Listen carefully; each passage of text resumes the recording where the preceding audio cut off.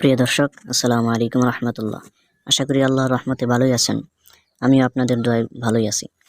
আজকের টপিক সম্পর্কে video thumbnail দেখেই বুঝতে পেরেছেন। আপনি যদি আদা চাষে সফল হতে চান তাহলে ভিডিওটি সম্পূর্ণ আপনার জন্য।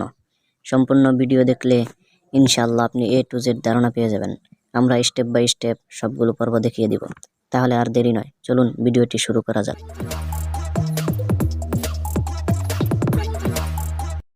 প্রথম স্টেপ, আমাদের যা যা লাগবে: 1 নম্বর বস্তা, 2 নম্বরে মাটি, 3 নম্বরে গোবর, 4 নম্বর রাসায়নিক সার, 5 নম্বর বীজ।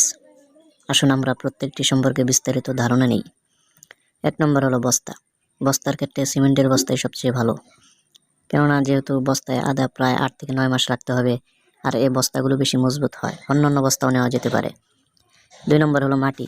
মাটির ক্ষেত্রে দোআঁশ মাটি আদা চাষের জন্য বেশি উপযোগী, অর্থাৎ যে মাটি বেলে ও এঁটেল মাটি যুক্ত। 3 নম্বর গোবর।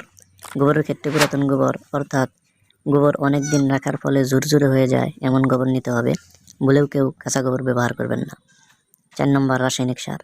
আসলে আদা চাষের জন্য রাসায়নিক সার না হলেও চলে, তবে কেউ যদি ইউরিয়া, টিএসপি ও পটাশ দিতে পারেন তাহলে একটু ভালো হবে। কোনটা কী পরিমাণ দিতে হবে সামনে তা বিস্তারিত আসছে। 5 নম্বর বীজ। ভালো ফসলের জন্য ভালো বীজের প্রয়োজন।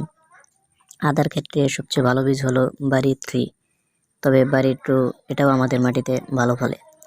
দ্বিতীয় স্টেপ, মাটি কিভাবে তৈরি করব। আদা চাষের জন্য আমরা শতকরা 70% মাটি, 25% গোবর, 2-3% ছাই আর 2-3% রাসায়নিক সার নেব।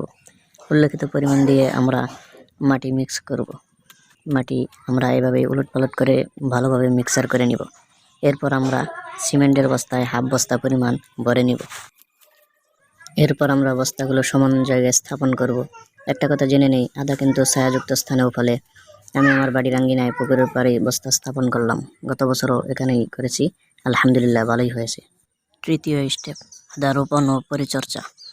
আদা রোপণের ক্ষেত্রে আদাকে এভাবে পাতালিভাবে রাখবেন, এতে চারা বেশি হবে এবং ফলনও ভালো হবে। আদা গাছের পরিচর্যা নিয়ে ইনশাল্লাহ আমরা পরবর্তীতে ভিডিও আপলোড করব। কৃষি বিষয়ক সকল আপডেট পেতে আমাদের চ্যানেলটি সাবস্ক্রাইব করে পাশে থাকা বেল আইকনটি অল করে দিন। ধন্যবাদ ভিডিওটি শেষ পর্যন্ত দেখার জন্য। আদা চাষ সম্পর্কে কোনো ধরনের প্রশ্ন থাকলে কমেন্ট বক্সে লিখে যেতে পারেন। ইনশাল্লাহ আমরা পরবর্তীতে সমাধান দেওয়ার জন্য চেষ্টা করব। ধন্যবাদ।